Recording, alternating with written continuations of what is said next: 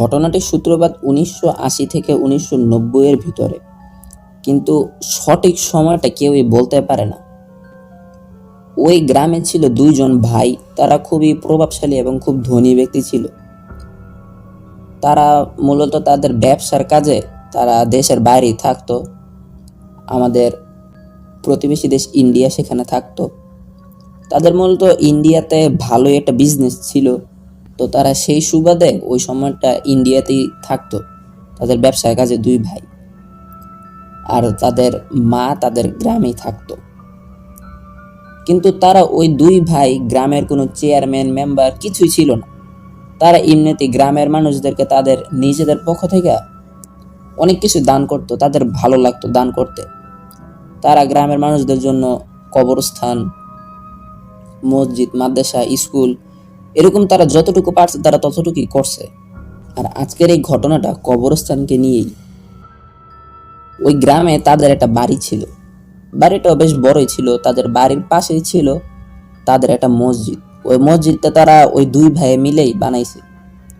মসজিদটাও বেশ গ্রামের ভিতর বেশ বড়ই ছিল, এত বড় মসজিদ ওই গ্রামে ছিল না। ওই মসজিদের পাশে ছিল একটা জায়গা, জায়গাটা বেশ বড়ও না বেশি ছোটও না, মধ্যম সাইজের একটা জায়গা। আর ওই জায়গাটা মূলত ছিল তারা যখন মসজিদ করবে, মসজিদের জন্য যখন জায়গাটা কিনে, ওই জায়গাটা মূলত মসজিদেরই। মসজিদটা এখন যতটুকু আছে গ্রামের মসজিদের জন্য ততটুকুই এনাফ। আর ওই মসজিদটা পুরো গ্রামের ভিতরে সব থেকে বড় মসজিদ। তখন তারা চিন্তা করে যে এত বড় মসজিদ করার দরকার নাই, এতটুকু জায়গা না হলে থাক, ভবিষ্যতে কাজে লাগানো যাবে। আর ওই জায়গাটা পয়রা থাকতে থাকতে কেউ এখানে আসা যাওয়া করে না, তো ওই জায়গাটা একটা জঙ্গলের একটা রূপ নেয়। ওইখানে অনেক বাঁশ ঝাড়, কদম গাছ এরকম অনেক কিছুই হয়।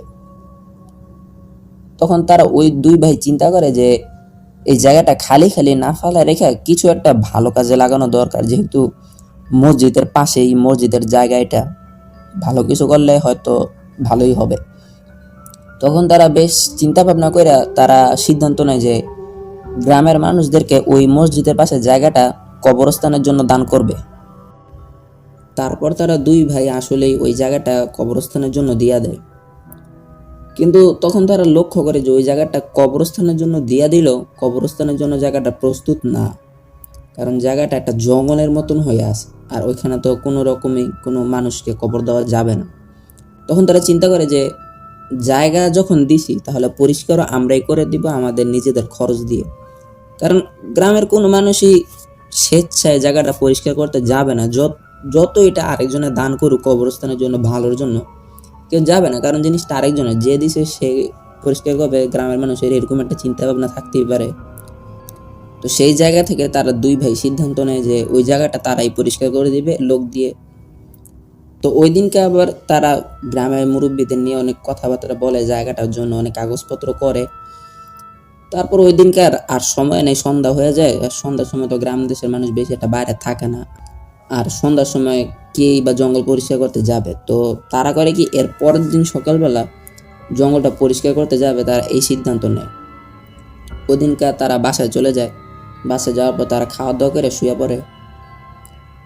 ওই দিনকে রাত্রে তাদের ওই দুই ভাইয়ের মা রাতের বেলা স্বপ্ন দেখে যে কে যেন একজন লম্বা একটা সাদা পোশাক পরা একটা হুজুর টাইপের লোক ওই দুই ভাইয়ের মার স্বপ্নে আইসা বলতাছে, ওই জায়গাটা এভাবেই থাক, আপনি আপনার ছেলেদেরকে না করেন যে ওই জায়গাটা যাতে কোনো জঙ্গল যাতে না কাটে, যদি কাটে তাহলে তাদের ক্ষতি হবে। এই কথাটা বলে ওই হুজুরটা চলে যায়। এরপর দিন সকালবেলা ওই দুই ভাইয়ের মা তিনি করে কি, ওই দুই ভাইকে জানায় যে আমি রাতে এরকম এরকম স্বপ্ন দেখি, মানে পুরো বিস্তারিত ঘটনাটা জানায় রাতের। তখন তারা ওই দুই ভাই এই স্বপ্নটা কোনো আমলেই নেয় না। তারা তাদের মাকে বলে যে এটা তো একটা ভালো কাজ, এটা সওয়াবের কাজ, স্বপ্ন তো স্বপ্নই, এই স্বপ্নের কথা ভেবে কি এই ভালো কাজ ছেড়ে দিব? এটা সওয়াবের আশায় করতেছি, ভালো কাজ করার জন্য সিদ্ধান্ত যখন নিছি তো এখান থেকে আর পিছনে হাঁটার কোনো সুযোগ নাই। আর ভালো কাজ করতে গেলে একটু একটু বাধা আসবেই, আর তুমি তো স্বপ্ন দেখছো, এটা তো কোনো সমস্যা না। তো এই কথা বলে তারা দুই ভাই চলে যায় বাইরে। জঙ্গলটা পরিষ্কার করার জন্য গ্রামের কিছু গরিব লোক দেখবে পায় নাকি। তো এরকম কিছু লোক পায় যে জঙ্গলটা পরিষ্কার করবে, এরকম কিছু গরিব লোক পায় গ্রামের। তবে ওই জঙ্গলটাতে যতগুলো বাঁশ ঝাড় বা বাঁশ আছে, তারা করে কি ওই গ্রামের লোকগুলো ফ্রিতেই তারা সব বাঁশ তাদের মতো নিয়ে নেয়, যার যতটুকু প্রয়োজন। আর কবরস্থানের ভিতরে যেই কদম গাছগুলো ছিল বা বড় বড় যে গাছগুলো ছিল, ওই গাছগুলো ওই গ্রামেরই একজন কাঠ ব্যবসায়ী, তার নাম রুহুল। সে রুহুল করে কি খুব অল্প দামেই ওই গাছগুলো কিনে গাছগুলো কেটে নেয়। আর রুহুলও ছিল বেশ গরিবই। তো রুহুল চিন্তা করে যে এখানে যদি বেশি লোক লাগাই তাহলে তার পুষবে না। এই চিন্তা করে রুহুল করে কি যতটুকু লোক নয় ততটুকু লোকই ওই কবরস্থানে গাছ কাটার জন্য নেয়, আর বাকি কাজ সে নিজেই করবে চিন্তা করে। তো প্রথম দিন গাছ টাছ কাটলো, যতটুকু হয় প্রথম দিনে জঙ্গল পরিষ্কার করলো। একদিনে তো আর সম্ভব না, 2-1 দিন লাগবে। প্রথম দিনে কাজ শেষ করে রুহুল যখন বাসায় আইসা ঘুমায়, রুহুলের স্বপ্ন সেম একই লোকটা আসে, আইসা রুহুলকে বলে, রুহুল গাছগুলো কাটো না, যদি কাটো তোমার ঘোর ক্ষতি হবে, গাছগুলো এইভাবেই থাক। এই স্বপ্নটা রুহুল কোনো তার আমলেই নেয় না। সে করে কি এরপর দিন যাইয়া যত গাছ আসিল সে তার বেশিরভাগ গাছই সে কাইটা ফেলে। এরকম করতে করতে এর 2-1 দিন পরেই ওই জায়গাটা দেখে আর চিনেই জানা ওই জায়গাটা যে একটা জঙ্গল ছিল। জায়গাটা একদম কবরস্থানের জন্য পুরো প্রস্তুত। এরপর কেটে গেল বেশ কয়েকটি দিনই। তো হঠাৎ করে একদিন ওই গ্রামের একজন মারা যায়, তার নাম ছিল কালু মিয়া। তো এই কালু মিয়াকে সবাই চিন্তা করে যে ওই নতুন কবরস্থানের জায়গাটাতে তাকে কবর দেওয়া হবে। এই প্রথম ওই কবরস্থানে কাউকে কবর দেওয়া হবে, আর কালুর লাশটাই হলো প্রথম, এর আগে কোনো কবর দেওয়া হয় নাই। তো যথারীতি কালুকে কবর দেওয়া হয় ওইখানে। কবর দেওয়ার পর দিন সকালবেলা কবরস্থানের পাশে যে মসজিদটা ছিল, ওই মসজিদের মুয়াজ্জিন সকালবেলা ফজরের আজান দেওয়ার জন্য সে বাসা থেকে মসজিদে আসে। প্রতিদিনের মতো সে ওই দিনও আজান দেয়। আজান দেওয়ার পর ইমাম আসে, ইমাম আসার পর ফজরের নামাজ হয়। তো ফজরের নামাজ হওয়ার পর কয়েকজন মানুষ চলে যায় নামাজের পর পর, কয়েকজন মানুষ একটু দেরিতে যায় দোয়া দুরুদ পরে, আর কয়েকজন মানুষ সূর্য ওঠার পরে বাসায় ফিরে যায়। তো কিছু কিছু লোক যারা মসজিদে ছিল, যারা সূর্য ওঠার পর বাসায় যাবে, তারা মসজিদে বসে একটু দোয়া দুরুদ পড়ছিল, কথাবার্তা বলছিল। তো সূর্য উঠে যখন তারা বাইরে যাবে, মসজিদ থেকে বের হয়, মসজিদ থেকে বের হলেই তো ওই কবরস্থানটা। যখন তার মসজিদ থেকে বের হয়, বের হওয়ার পর কবরস্থানের দিকে খেয়াল করে, তখন দেখে ওই কালুর কবরের পাশে কি যেন একটা সাদা একটা পয়রা আছে লম্বা। তখন তারা চিন্তা করে যে এটা কি। এ চিন্তা করে কিছু মুসল্লি ওই কবরের পাশে যায়, সাথে ইমাম সাহেব এবং মুয়াজ্জিনও ছিল। কাছে গিয়ে দেখে খুবই অদ্ভুত একটা বিষয়, যে কবর খোঁড়া, কবরের ভিতর যা বাঁশগুলো আছে সব বাঁশগুলো এক সাইডে সুন্দর করে রাখা, আর কালুর যে লাশটা, ওই লাশটা কবরের বাইরে সুন্দর করে রাখা। এ দেখে তো গ্রামের যে মুসল্লিরা আছে, কিছু কিছু মুসল্লি, তারা এই জিনিসটা দেখে খুব ভয় পায় আর বলা শুরু করে যে হয়তো কোনো শেয়াল কুকুরের কাজ বা কোনো চোর ডাকাতের কাজ, যারা কাফন চুরি করে। আবার তারা এই চিন্তা করে যে যদি এটা কোনো শেয়াল কুকুরের কাজ হয় তাহলে এত সুন্দর করে লাশটাকে বাইর করলো কে, যে সুন্দর করে লাশটাকে বাহিরে রাখলো। কবরের উপর যেই বাঁশগুলো দেওয়া ছিল ওই বাঁশগুলো এক সাইডে সুন্দর করে রাখছে, আর কবরের শরীরে কোনো ক্ষত নাই। যদি কোনো শেয়াল কুকুরের কাজ হতো তাহলে তো লাশটা তো আর এত সুন্দর থাকতো না, লাশটা একদম নর্মালি আছে। আর এটা যদি কোনো চোর ডাকাতেরও কাজ হয় যারা কাফন চুরি করে, তাহলে তার কাফনের কাপড়টা তো আর থাকতো না, সেটা কোনোখান দিয়ে কাটা থাকতো বা কাপড়টা হয়তো নাই থাকতো। কিন্তু এখানে তো কোনো সমস্যাই দেখা যায় না, লাশে কোনো ক্ষত চিহ্ন নাই আর লাশের কাপড়টাও ঠিক আছে। তখন তারা আবার চিন্তা করে যে হয়তো কোনো চোর ডাকাত আসছিল, লোকজন আসার কারণে হয়তো সকাল হয়ে গেছে, তারা আর কাজটা করতে পারেনি, তারা চলে গেছে। এ চিন্তা করে কালুর লাশটা তারা আবার নতুন করে কবর দেয়। কবর দেওয়ার পর ঠিক এর পরের দিনও মুয়াজ্জিন যখন আজান দেয়, আজান দেওয়ার পর সে খেয়াল করে যে ওই জায়গাতে কালুর লাশটা আবারও উঠে আসে। তারপর তারা ফজরের নামাজের পর কিছু আলো উঠে, আলো ওঠার পর তারা গিয়ে দেখে আসলেই কালুর লাশটা আবারও কবর খোঁড়া, কবরের বাইরে পড়ে আছে। আর কবরটা অনেক সুন্দর করে খোঁড়া, যেটা কোনো মানুষ ছাড়া সম্ভব না। তখন তারা গ্রামের লোকজন করে কি কালুর লাশটা আবারও সেখানে নতুন করে কবর দেয়। গ্রামে কিছু মুরব্বী লোক তারা একটা মিটিং বসায় যে কবরস্থানে এমন হইতেছে কেন, কবরস্থানে কোনো চোর ডাকাত আসে নাকি, পাহারা বসানোর দরকার নাকি, এরকম কথাবার্তা বলতে থাকে। এমন সময় ওই কাঠ ব্যবসায়ী রুহুল সে আসে। সে কিন্তু আগের বার আসে নাই, এখন আসছে। সে আইসা ওই গ্রামের মুরব্বীদের লোকদেরকে বলে যে হয়তো এই কবরস্থানে কোনো সমস্যা আছে, এখানে কবর দেওয়ার দরকার নেই, তাকে অন্যখানে নিয়ে কবর দিল। তো তার এই কথা শুনে গ্রামের লোকজন একটু বিরক্তি বোধ করে, তার এই কথাতে তারা সন্তুষ্ট না। তারা রুহুলকে কিছু বকাঝকা করে, মানে কিছু শক্ত কথা বলে, বলার পর রুহুলকে ওইখান থেকে বিদায় করে দেয় আর লাশটাকে নতুন করে কবর দেওয়া হয়। তো অদ্ভুত ব্যাপার কি, ওই কালু মিয়ার লাশটা চতুর্থ দিনের মাথায় আর কোনো সমস্যাই হয় না, স্বাভাবিক যেভাবে কবর দিয়ে রাখছে সেভাবেই আছে। তো এরপর প্রায় বেশ কয়েকদিনই কাইটা যায়, গ্রামের লোকজন ওই জিনিসটা ভুইলা যায়। এর 2-3 সপ্তাহ পরে আরেকজন লোক মারা যায় গ্রামেরই, তাকেও ওই কালুর কবরের পাশে তাকে কবর দেওয়া হয়। সেই কবরের সঙ্গে সেম ঘটনা। মুয়াজ্জিন সকালবেলা আসে, আইসা দেখে যে কবরের পাশে কি যেন একটা সাদা একটা পইরা আছে। তো সে তো আর অন্ধকারে যাওয়ার সাহস পায় না। ফজরের নামাজের পর গ্রামের কিছু মুসল্লিদের নিয়ে সূর্য আলো ওঠার পর সে যাইয়া দেখে যে দ্বিতীয় লাশটারও একই অবস্থা কালুর মতো। কবরটা সুন্দর করে খোঁড়া, বাঁশগুলো বাইরে এক সাইডে করে রাখা, আর লাশটা কে যেন বাইরে থুয়ে রাখছে। এ দেখে গ্রামের মানুষ কিছুটা ভয় পেল। তারা চিন্তা করে যে গ্রামে কি কোনো চোর ডাকাত পড়লো নাকি, বা কোনো সমস্যা হইতেছে নাকি, যে লাশের সঙ্গে এরকম হইতেছে কেন, এটা তো কোনো ভালো লক্ষণ না। তারা করে কি, তারা ওই লাশটাকে আবার নতুন করে কবর দেয়। কবর দেওয়ার পর তারা যখন এসব নিয়ে আলোচনা করছিল, তখনই আবার রুহুল আসে। রুহুল এসে বলে যে আমি তো কবে থেকে বলতেছি কবরে হয়তো কোনো সমস্যা আছে, এইখানে মানুষদেরকে কবর না দেওয়াই ভালো, অন্যখানে কবর দেন, এখানে কবর দেওয়ার দরকার নেই। তার এই কথা শুনে গ্রামের মানুষ কিছুটা বিরক্তি বোধ করে। তখন তারা রাগে করে কি রুহুলকে কিছুটা কথা শুনিয়ে দেয়, একটু উল্টো উল্টো বলে রুহুলকে যে এখানে এত সুন্দর একটা কবরস্থান থাকতে অন্যখানে দিব কেন, আর কবরস্থানে কি সমস্যা, এটা হয়তো কোনো চোর ডাকাতের কাজ। তো এই বলে করে কি ওই লাশটাকে আবার কবর দেওয়া হয়। আর ওই 2 ভাই যারা এই কবরস্থানটা দান করছিল তাদেরকে খবরটা পাঠানো হয়।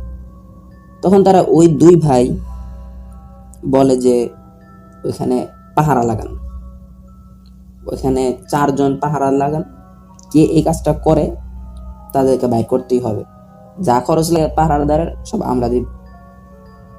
তো তাদের কথা মতো গ্রামের লোকজন বেশ সাহসী এবং শক্তিশালী 4 জন লোক দেয়। যেহেতু গ্রামের মানুষ অনেক আগের কালের সময় তারা মাঠে ঘাটে কাজ করতো, তারা সাধারণত একটু বেশি শক্তিশালী ছিল।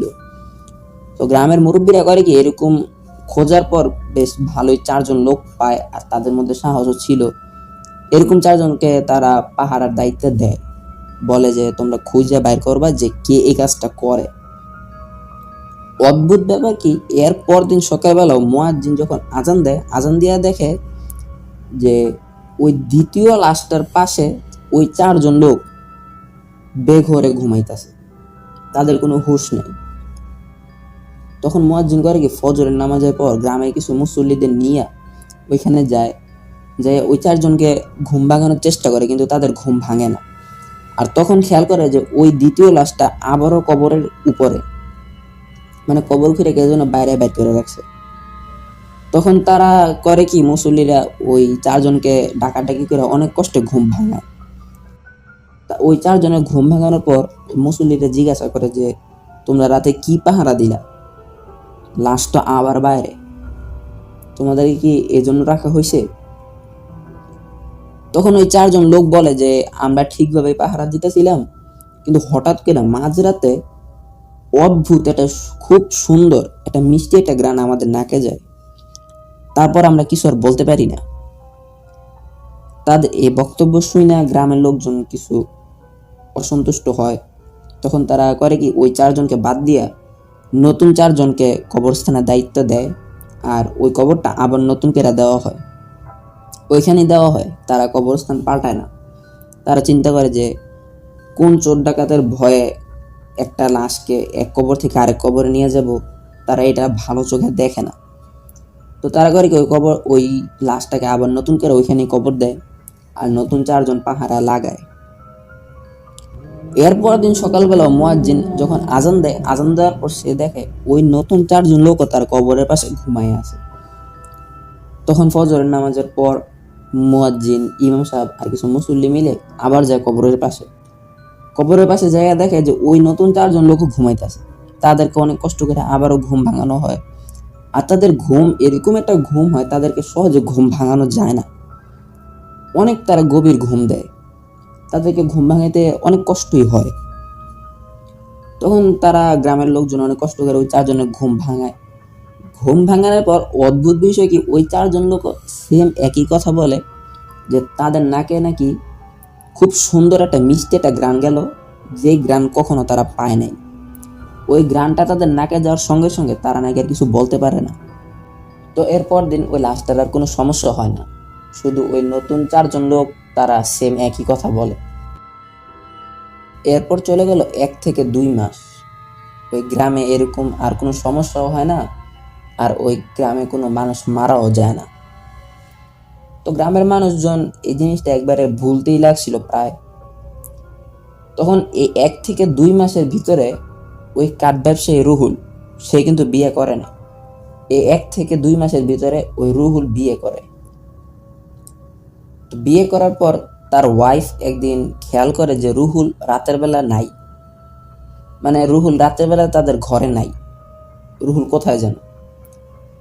আর যারা অনেক আগের কালের মানুষ গ্রাম দেশে, তারা বলতে পারবেন যে রাতের বেলা যে হারিকেনগুলো আছে বা লণ্ঠন যেটা বলেন, ওইটা কিন্তু একবারে নিভু নিভু একটা আলোতে করে রাখে। যেমন আমরা এখন রাতের বেলা ডিম লাইট জ্বালাই, ওই হারিকেনটা এরকম একবারে আবছা আবছা একটা আলোতে দিয়ে রাখে, যেটা ডিম লাইটের কাজ করে। তখন রুহুলের ওয়াইফ করলো কি, ওই হারিকেনের যে আবছা আলোটা ওইটাকে বাড়াইয়া দেয়। বাড়াইয়া দিয়া সে দরজা খুলে যখন বাইরে যায় রুহুলকে দেখার জন্য, সে দেখে রুহুল বারান্দায় অচেতন অবস্থায় পড়ে আছে, আর তার পুরো শরীরে কাদা এবং মাটি দিয়ে পুরো ভরা। এ দেখে রুহুলের ওয়াইফ করে কি, খুব চিৎকার চেঁচামেচি শুরু করে। তার এই চিৎকার চেঁচামেচির কারণে রুহুলের জ্ঞান ফিরে।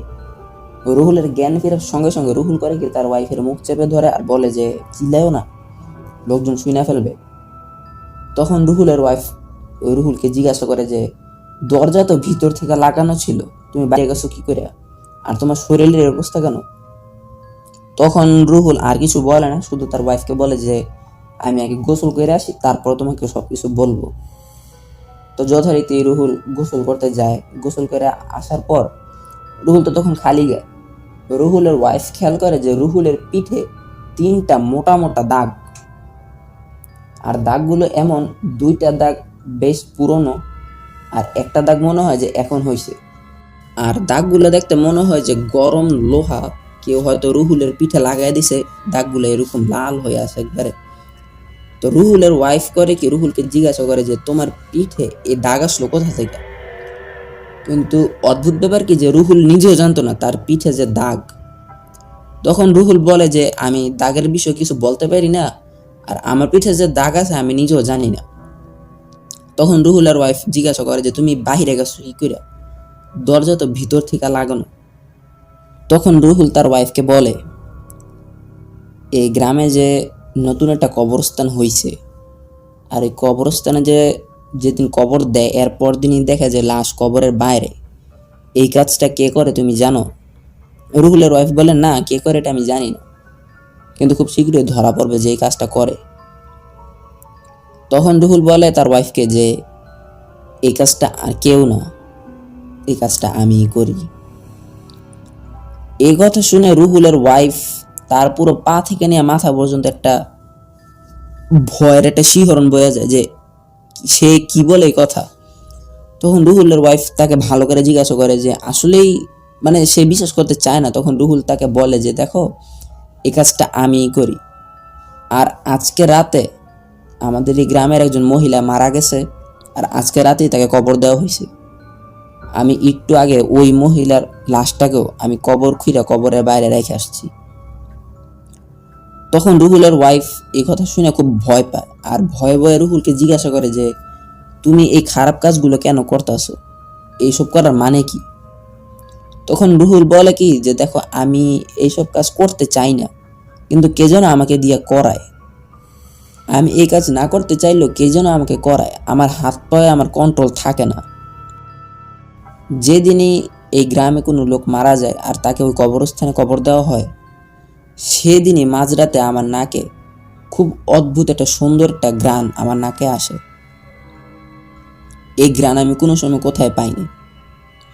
এই ঘ্রাণটা অনেক মিষ্টি।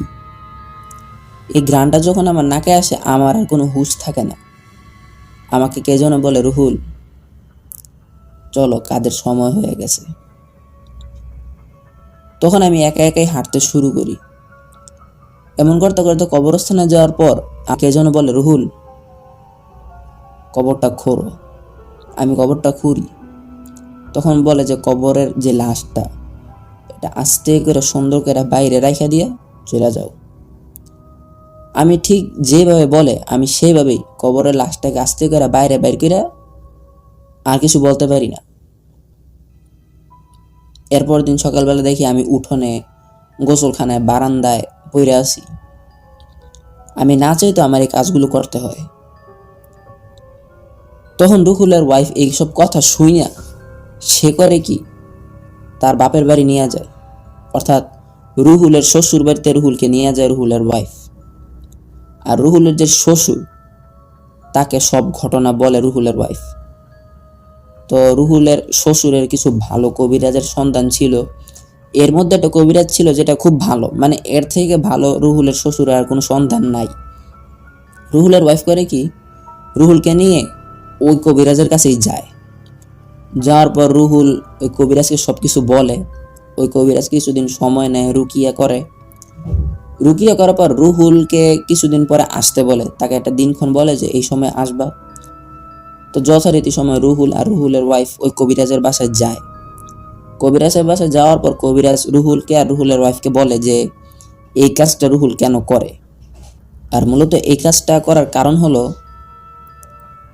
রুহুল যখন ওই কবরস্থানের গাছগুলো কাটতেছিল, বিশেষ করে একটা কদম গাছ ছিল, ওই কদম গাছ যখন কাটতেছিল রুহুল, ওই কদম গাছে একটা অনেক ভয়ঙ্কর একটা শক্তিশালী একটা জিনের পরিবার ছিল, তাদের বাসা ছিল কদম গাছটা।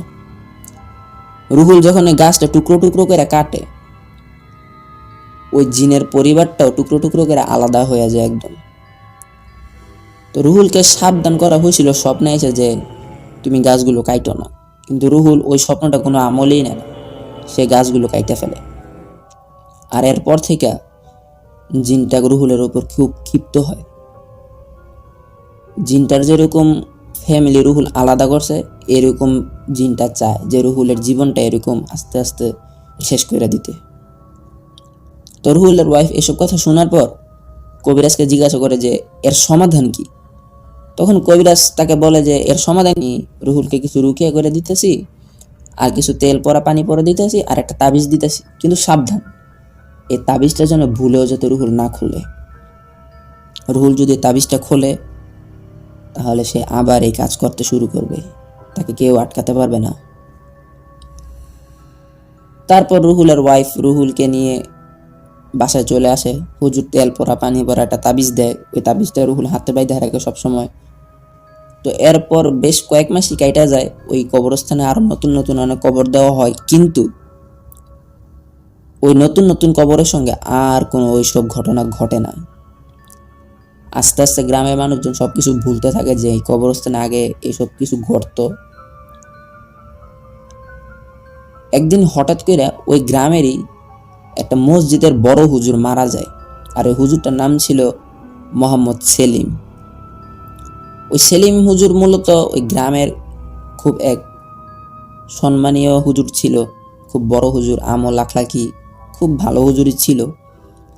তো হুজুরটা যখন মারা যায় ওই হুজুরকেও ওই নতুন কবরস্থানে তাকে কবর দেওয়া হয়, যে দুই ভাই কবরস্থানটা দান করছে ওইখানেই সেলিম হুজুরকে কবর দেওয়া হয়। কিন্তু যেদিন সেলিম হুজুর মারা গেছে ওই দিন রাতে রুহুল আর রুহুলের ওয়াইফ রাতের বেলা খাওয়া দাওয়া করে যখন তারা শুইতে যাবে তখনই রুহুল তার ঘর থেকে ওই অদ্ভুত সুন্দর একটা মিষ্টি গ্রান আসতে শুরু করে। আর রুহুল এই গ্রানটা খুব পরিচিত। রুহুল তখনই তার ওয়াইফকে বলে যে দেখছো ঘর থেকে কি সুন্দর একটা গ্রান আসতেছে, এটাই সেই গ্রান যে গ্রানটা শুনলে আমার কোনো হুঁশ থাকে না, মনে হয় কাজে যাওয়ার সময় হয়েছে, আমার যাইতে হবে। রুহুল যখন এই কথা বলে রুহুল তখন আস্তে আস্তে তার নিজের হুঁশ হারাইতে থাকে। আর রুহুলের ওয়াইফ রুহুলকে বাধা দিবে কি, রুহুলের ওয়াইফও এই গ্রানে, রুহুলের ওয়াইফও একটা আধা ঘুম আধা জাগ্রত এরকম হয়ে যায়। রুহুলের ওয়াইফ খালি কোনো রকম খালি দেখছিল যে রুহুল আস্তে আস্তে দরজাটা খুইলা ঘরের বাইরে চলে যেতেছে, কিন্তু রুহুলের ওয়াইফ তাকে আটকানোর শক্তি নেই। তারপর রুহুল ওই কবরস্থানে যায়, যাওয়ার পর রুহুলকে কে যেন বলে, রুহুল কবরটা খোঁড়ো। রুহুল কবরটা খোঁড়ে। তখন কে যেন একজন রুহুলকে বলে, রুহুল লাশটা আস্তে করে বাইরে বাইর করে রেখে দিয়ে চলে যাও। রুহুল যখনই সেলিম হুজুরের লাশটা বাইর করবে, লাশটা যখন হাতে হাত দেয় রুহুল, তখনই রুহুলের মনে হয় যে কে যেন একজন রুহুলের হাতে ধরলো, আর ওই হাতটা কারোরই না, ওই সেলিম হুজুরের। আর রুহুলের মনে হলো যে তার হাড়গোড় সব ভাঙা যাবে, সেলিম হুজুর তাকে যেভাবে ধরছে। তো এরপর থেকে আর রুহুল কিছু বলতে পারে না, সে অজ্ঞান হয়ে যায়। সকালবেলা ফজরের নামাজের পর মুয়াজ্জিন যখন বাইরে যায় দেখে ওই সেলিম হুজুরের কবরের পাশে কে যেন একজন পইড়ে আছে। তখন সে ভয় আর একা যাইতে পারে না। মসজিদে যে মুসল্লিরা ছিল আর ইমাম সাহেব ছিল, ওই মুয়াজ্জিন করে কি তাদেরকে নিয়ে যায় সকালবেলা সূর্য আলো ওঠার পর, গিয়ে দেখে ওইখানে রুহুল পইড়ে আছে। আর রুহুলের পড়াটা হলো এরকম, কবরটা খোঁড়া, রুহুল কবরের ভিতর দাঁড়ায় আছে আর তার দুই হাত দুই দিকে ছড়ানো, রুহুল অজ্ঞান অবস্থায়। তখন মুসল্লিরা করে কি রুহুলকে টানাটানি করে বাইর করে, ওইখান থেকে বাইর করার পর রুহুলকে জিজ্ঞাসা করে তার জ্ঞান ফিরানোর পর যে রুহুল তুমি এখানে কি করে, তোমার এই অবস্থা কেন? তখন রুহুল করে কি সবাইকে সব সত্যি কথা বলে যে আমি এসব করতাম, কালকে রাত্রে আমি আসছি যে লাশটাকে বাইর করার জন্য, কিন্তু কালকে রাতে এরকম এরকম হয়েছে। তখন রুহুলকে গ্রামের মানুষজন জিজ্ঞে যে তুমি এসব কাজ কেন করো। আর গ্রামের মানুষদের মধ্যে কিছু কিছু লোক রুহুলকে এও বলা শুরু করে যে রুহুল নাকি কুফুরি কালামের জন্য বা ব্ল্যাক ম্যাজিক করার জন্য লাশের কাপড় বা কিংবা লাশের কোনো অঙ্গ প্রত্যঙ্গ নেওয়ার জন্য আসছিল, বা মেডিকেল কলেজের যে ছাত্রদের যে লাশের দরকার পড়ে পোস্টমর্টেম বা অনেক কিছু শেখানোর জন্য রুহুল সেই লাশ চুরি করে তাদেরকে দেয়। কিন্তু রুহুল কখনোই সেই কাজে সাফল্য হতে পারে না, তাই রুহুল এই কাজ করতেই থাকে। কিন্তু রুহুল তাদেরকে অনেক বোঝানোর চেষ্টা করে যে এই কাজটা সে করে না, তার অনিচ্ছা কারণেও ওই কাজটা সে করে, তাকে কে যেন বলে আর সে করতে থাকে, তার কোনো হুঁশ থাকে না।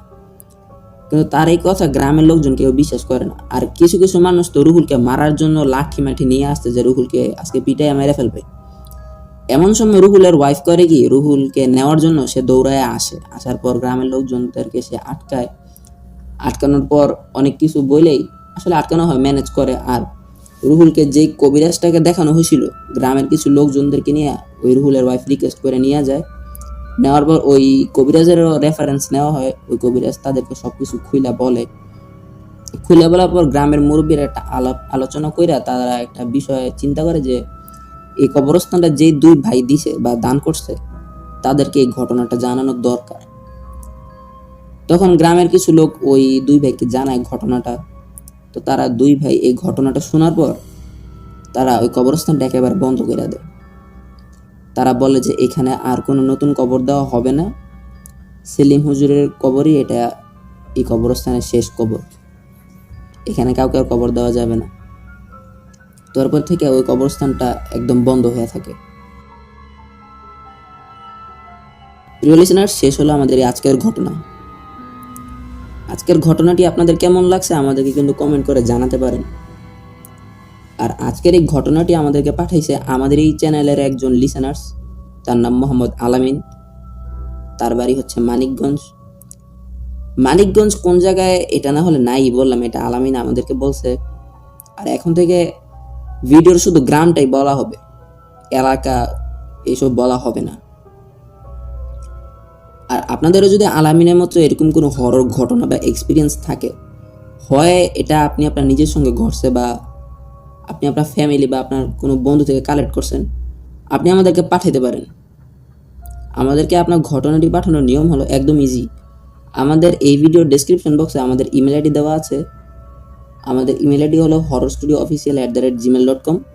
এখানে আপনি আপনার পুরো ঘটনাটা বিস্তারিত আমাদেরকে লিখে পাঠাতে পারেন। আর এই ঘটনাটি আলামিন তার নিজের নানা থেকে কালেক্ট করছে। সে আমাদেরকে পুরোটাই বলছে, আপনাদেরকে শেয়ার করি। সে নাকি আমাদেরকে হরর স্টুডিওর জন্য কিছু গল্প বা ঘটনা শেয়ার করবে, কিন্তু তার কাছে কোনো ঘটনা ছিল না। সে তার নানা কাছ থেকে এই ঘটনাটা সে কালেক্ট করে। তো আলামিনকে ধন্যবাদ আমাদেরকে এরকম একটা দুর্দান্ত একটা ভয়ঙ্কর ঘটনা পাঠানোর জন্য। আর আপনারা যদি কোনো ঘটনা থাকে তাহলে ফটাফট পাঠিয়ে দিন, পরবর্তী ঘটনাটা কিন্তু হবে আপনার। তাহলে ঝটপট পাঠিয়ে দিন আপনার ঘটনাটা। দেখা হবে পরের এপিসোডে। ততক্ষণের জন্য ভালো থাকবেন, সুস্থ থাকবেন। Bye bye.